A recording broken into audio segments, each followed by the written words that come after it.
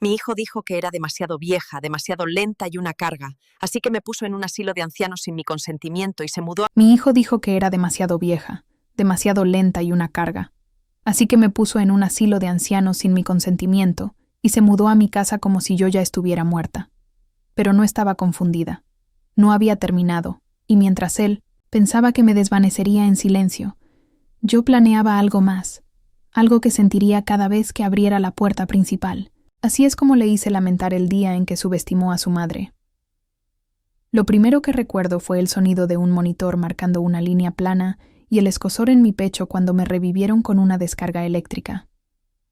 No sabía qué día era, pero sabía que mi cuerpo me dolía, y mi boca estaba tan seca que ni siquiera podía pedir ayuda.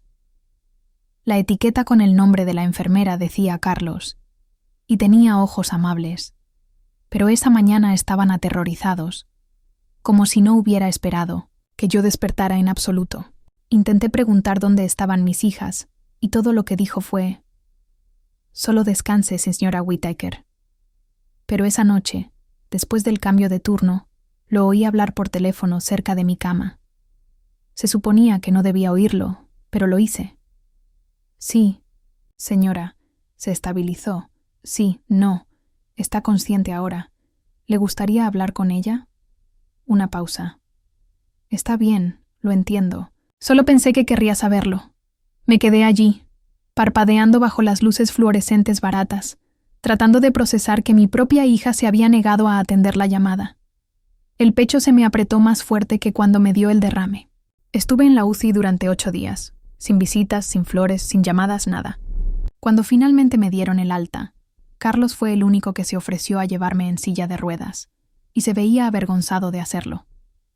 Llegué a casa en una furgoneta de transporte hospitalario, y tuve que esperar fuera de mi propia casa durante 20 minutos porque la llave escondida en la rana de cerámica había desaparecido. Alguien se la había llevado. Cuando la puerta finalmente se abrió, no era mi hija Kelsey o Aaron, era Rick, mi yerno, sosteniendo un Starbucks y actuando como si no me esperara tan pronto. Tartamudeó algo sobre un retraso en el vuelo y cómo planeaban pasar mañana para ver cómo estaba, pero cuando entré, todo estaba mal.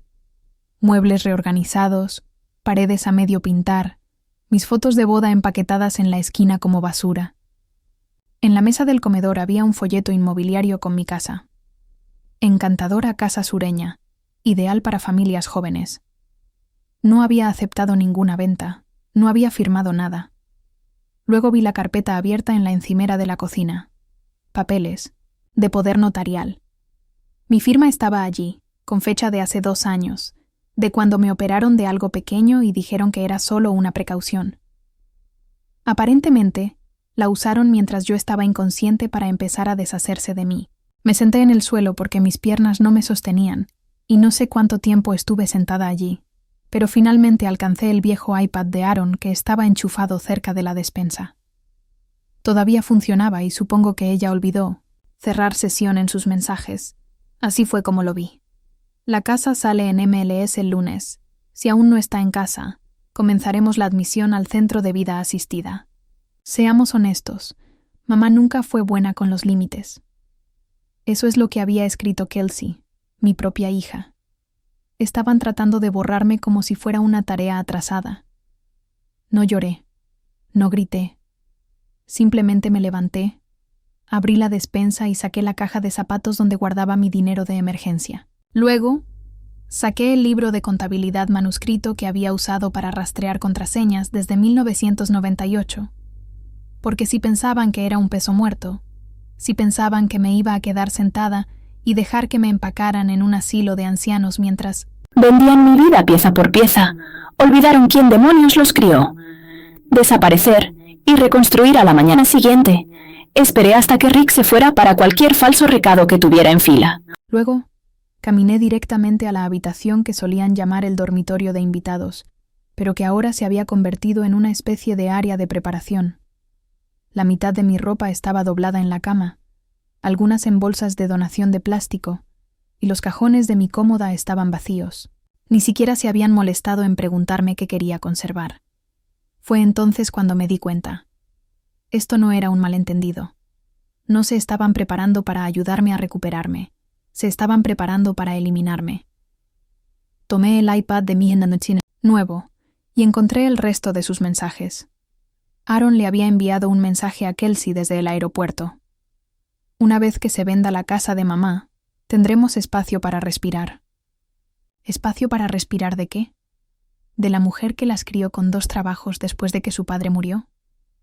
¿De la persona que asumió sus deudas cuando el negocio de Rick colapsó y que cuidó a sus hijos cada verano gratis mientras ellos se iban a Las Vegas y Cabo? Me senté en la mesa de la cocina, abrí la carpeta de archivos de nuevo y esta vez miré más de cerca los papeles. El poder notarial que habían activado no era el que yo pensaba que era. Era uno más amplio, notariado durante mi cirugía de 1900. Cadera, el que Kelsey me apresuró a firmar mientras estaba drogada con morfina, diciendo que era para el seguro. Recuerdo haber garabateado mi nombre y pensar que no importaba. Ahora se estaba usando para desmantelar mi vida. Llamé al abogado que hizo mi testamento original, James Puitt, un antiguo alumno mío que ahora dirigía su propio bufete, y le conté todo. Escuchó en silencio y luego dijo: «No es la primera vez, Ellie, pero podemos luchar contra esto». Me hizo venir de inmediato, me ayudó a revisar el documento y confirmó lo que esperaba. El poder notarial no se extendía a las transferencias de bienes raíces sin consentimiento explícito. «Se están precipitando», dijo. «Si te mueves rápido, puedes darles la vuelta a la tortilla». Y lo hice. Hice que James presentara una rescisión del poder notarial, restituyera mi autonomía legal, y comenzamos a preparar la casa para venderla a mi nombre. No quería salvar la casa. Quería vaciarla antes de que ellos lo hicieran. Esa noche, me quedé en la puerta de la sala de estar donde solíamos poner el árbol de Navidad. Miré la tenue marca en la alfombra donde solía estar el sofá, y me dije a mí misma que esta sería la última vez que miraría hacia atrás. No solo me iba de la casa, me iba de la idea de que seguían siendo mi gente. No lo eran. Eran extraños con pieles familiares y, lo más peligroso, pensaban que no tenía la fuerza para irme primero. No perdí el tiempo tratando de confrontarlos. No tenía sentido gritar a oídos que ya me habían silenciado, y no iba a quedarme sentada esperando que me empaquetaran como un viejo sofá que ya no querían. James se movió rápidamente. En 3 días, la casa estuvo oficialmente a mi nombre de nuevo, y la venta se volvió a listar, esta vez bajo mi control. Cambié las cerraduras primero. Luego le dije a Rick a través de la cámara de Ring que viniera a buscar sus herramientas antes de que las donara, y él ni siquiera discutió. Simplemente las tomó en silencio y dejó la puerta abierta como el cobarde que es. No le dije a nadie a dónde iba, ni siquiera a James. Vendí todo excepto las fotos que me importaban, el reloj de mi difunto esposo y una caja de dibujos infantiles que las niñas hicieron cuando aún recordaban cómo amar. La casa se cerró en 11 días, comprador en efectivo, sin contingencias. Entré al banco y cerré todas las cuentas a las que tenían acceso. Luego abrí una nueva en una sucursal diferente, bajo una variación diferente de mi nombre, Nora Whitman, el apellido de soltera de mi abuela. Retiré el resto como giros postales y guardé el resto en una bolsa de viaje con llave debajo del asiento del pasajero de mi coche. Mi coche fue lo último que conservé. Nadie prestó atención a un polvoriento Corolla plateado, y ese era el objetivo. La noche anterior a mi partida, me senté en mi sala de estar vacía en una silla plegable de plástico. Comí un sándwich de mantequilla de cacahuete en un plato de papel y escribí 2 cartas, una a cada hija. No las culpé, no directamente. Solo dije: «Me enseñasteis quiénes sois realmente. Gracias por la educación». Luego dejé las cartas en el mostrador, desenchufé la nevera y saqué la llave de repuesto de la casa de la rana de cerámica en 1900 el jardín. Salí de Charleston al amanecer, dirigiéndome al norte por la I-95 sin GPS, sin destino y sin nadie que me cuidara excepto yo. No estaba huyendo, me estaba quitando de en medio. Hay una diferencia. Querían una vida sin mí, ahora la iban a tener. La vida en Elkport y el desenmascaramiento. Cuando llegué a la línea del estado de Maine, ya había gastado medio tanque de gasolina, 3 cafés de cafetería y el dolor que me quedaba por Charleston. Y cuando llegué a un pequeño pueblo llamado Elkport, con una población que no valía la pena contar, sentí algo parecido a la paz por primera vez en meses. Lo elegí al azar de una valla publicitaria que decía Biblioteca de Elkport, votada como el lugar más amigable de Maine, y eso fue suficiente para mí. Me registré en un motel destartalado. Pagué en efectivo 1 semana por adelantado y me presenté como Nora Whitman, bibliotecaria jubilada de Roanoke, Virginia, viuda, sin hijos y buscando un nuevo comienzo. Esa es la versión de mí que les conté, y lo aterrador fue lo fácil que fue adaptarme a ella. Como nadie cuestionó nada, porque en un lugar tan pequeño la gente asume que estás huyendo de algo y te respetan más por ello. Encontré un pequeño remolque para alquilar detrás, de una tienda de cebos, completamente amueblado, 580 al mes, sin contrato de arrendamiento si pagaba en efectivo. Y el hombre que me lo mostró, Jim, no hizo más preguntas que «¿Fumas?», a lo que respondí que no. Y eso fue todo. Compré comestibles en una tienda local, obtuve una tarjeta de biblioteca con mi nuevo nombre y comencé a hacer voluntariado allí 2 veces por semana, colocando libros en los estantes. En 10 días, era una cara familiar. La señora tranquila con acento sureño y manos serenas, que siempre recordaba preguntar cómo estaba tu madre.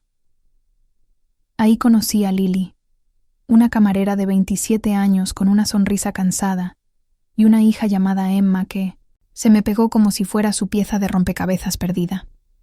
Emma empezó a llamarme Nana Nora después de la 2ª semana y no la corregí. A veces ayudaba a Lily a cuidar a la niña, le decía que solía ser maestra y ayudaba a Emma a leer por encima de su nivel escolar. Y lentamente, los días se hicieron más fáciles. Guardaba una pequeña libreta debajo de mi almohada donde escribía cada mentira que decía, por si necesitaba recordar quién se suponía que era. Sin hijos, sin Charleston, sin Kelsey, sin Aaron.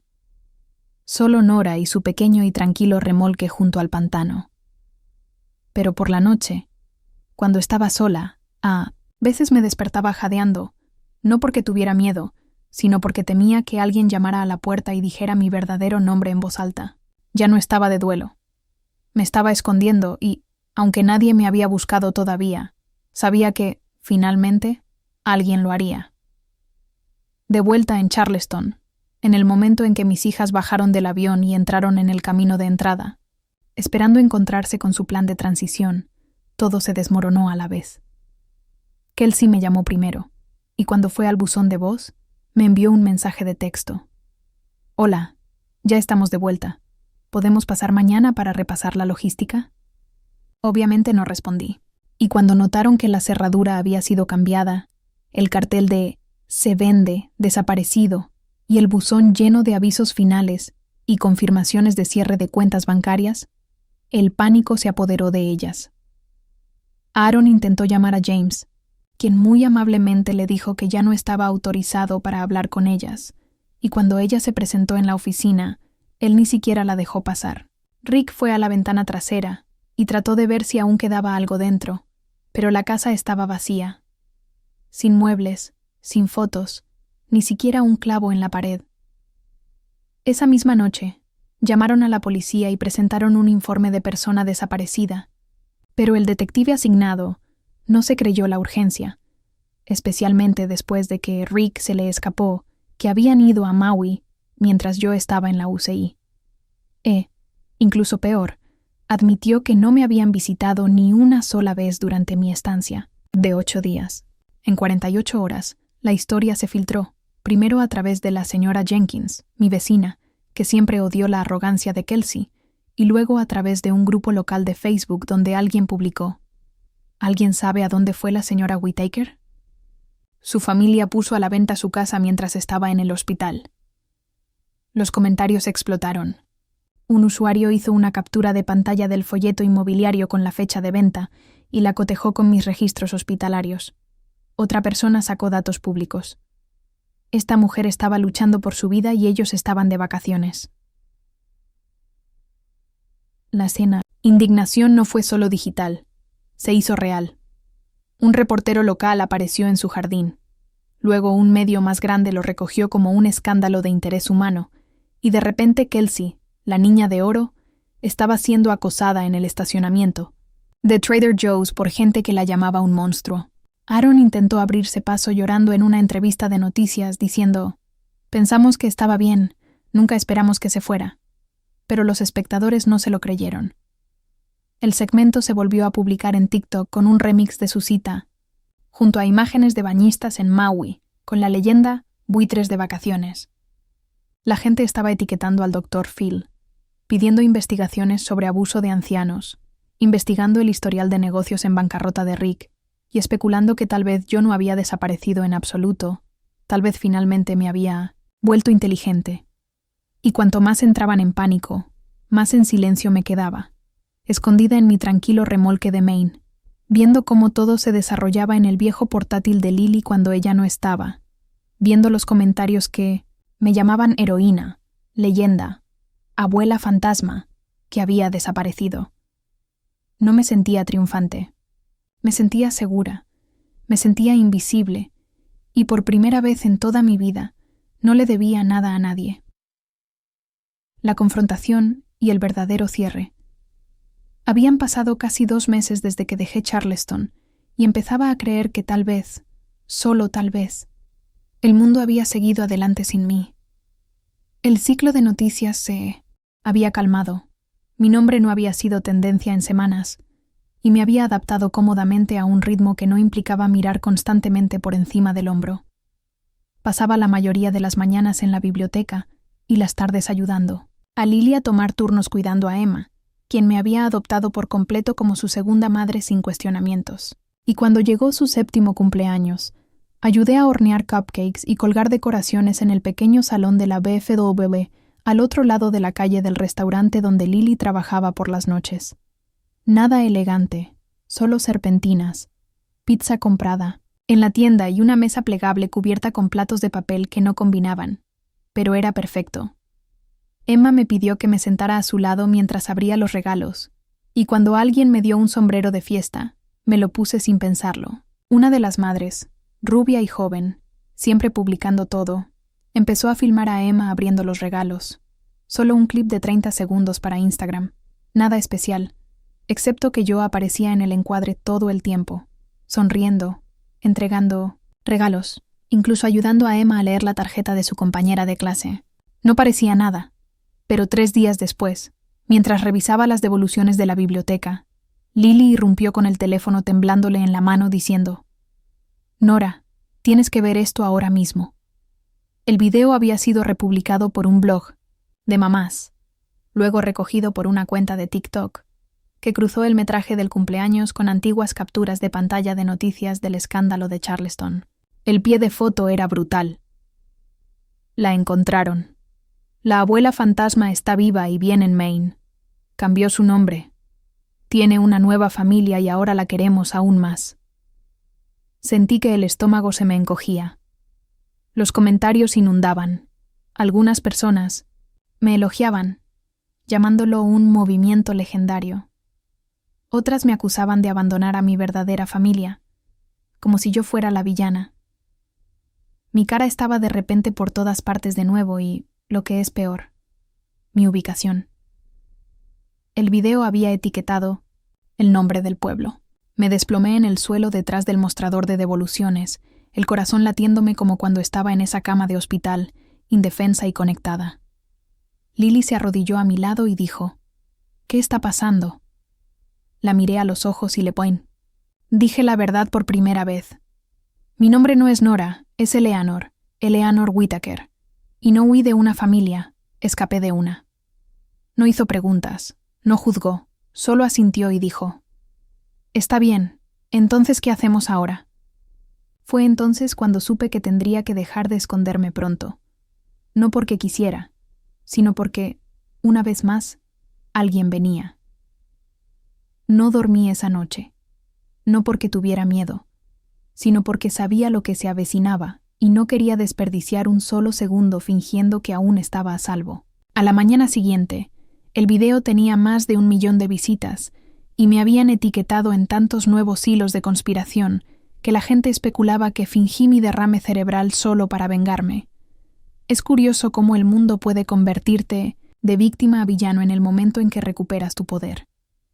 Apagué el wifi, borré el historial del navegador y metí todo lo que poseía en 2 bolsas de lona, por si tenía que desaparecer de nuevo. Pero antes de que pudiera siquiera averiguar a dónde iría, vi el Toyota plateado con placas de Carolina del Sur, que se arrastraba por el estacionamiento de la biblioteca como un tiburón en aguas poco profundas. Supe que era Aaron antes de verle. La cara.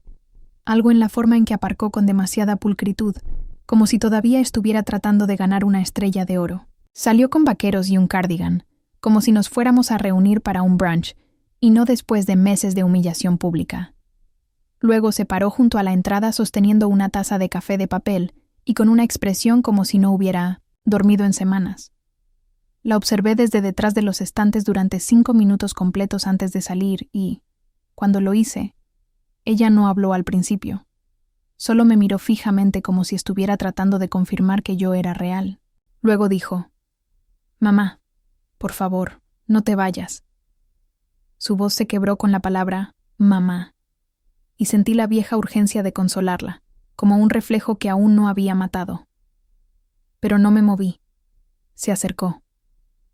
«No eres un fantasma, no has terminado. Puedes volver a casa». La miré directamente a los ojos y le dije: «Ya hice el funeral, solo que tú no estabas allí». Ella se encogió como si la hubiera abofeteado, y por un momento pensé que arremetería, intentaría justificarse, culparía a Rick o a Kelsey, o al momento, o a los médicos, o a cualquier excusa conveniente que hubiera ensayado. Pero no lo hizo, simplemente se quedó allí, sosteniendo ese café como si eso la mantuviera en pie. «No sabíamos», susurró. Pensamos que estábamos ayudando». Me reí fuerte, una risa fea. El tipo de risa que dice que no puedes reescribir esto. «Me dejaste sola en un hospital para morir», le dije. «Y cuando no lo hice, intentaste empaquetarme como muebles caducados. No digas que no sabías. Sabías exactamente lo que estabas haciendo». Comenzó a llorar, en silencio y tensa, como si estuviera tratando de evitar que el colapso se viera en cámara, y la dejé allí en eso durante un largo minuto antes de decir: «No voy a volver, Aaron. Encontré una nueva vida, una mejor, una que no implica fingir que alguna vez estuvimos bien». Luego me di la vuelta y me alejé.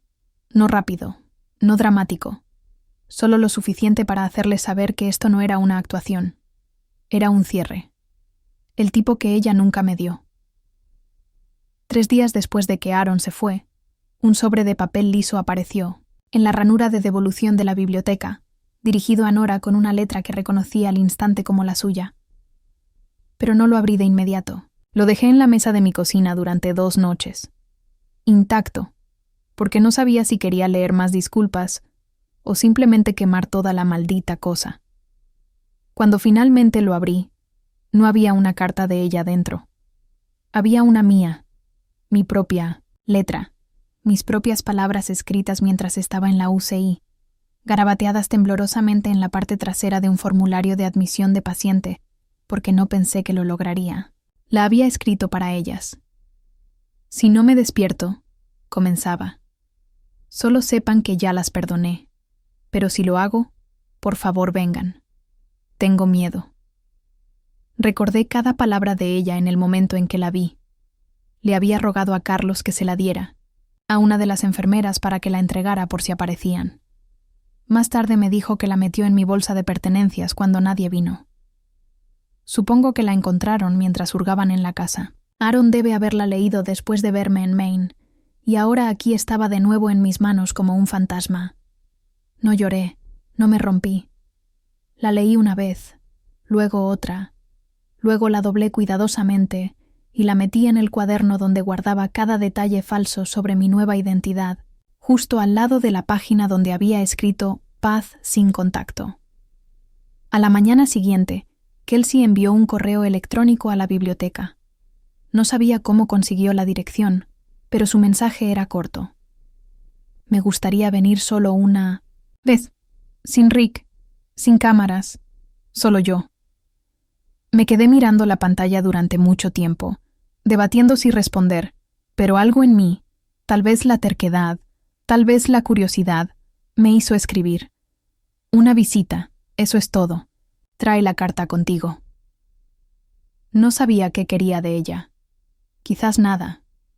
Quizás solo ver su cara cuando se diera cuenta de que yo no era la madre frágil y predecible que había abandonado, sino una mujer que había enterrado su dolor y había reconstruido algo que ellas nunca ayudaron a construir. Cuando Lily llegó a casa esa noche, le dije que Kelsey venía, y ella no dijo mucho. Solo asintió y preguntó si la quería allí durante la visita. Le dije que no, que ésta la terminaba. Kelsey llegó un sábado por la mañana gris, vestida como si fuera a un brunch de iglesia, blusa blanca, 2 vaqueros perfectos, tacones completamente inapropiados para el camino de grava y una energía nerviosa que la hacía revisar el reloj constantemente, aunque no tenía otro lugar a donde ir. Nos reunimos en el cementerio, a las afueras del pueblo, el que había pasado 100 veces pero al que nunca había entrado, y elegí ese lugar por una razón.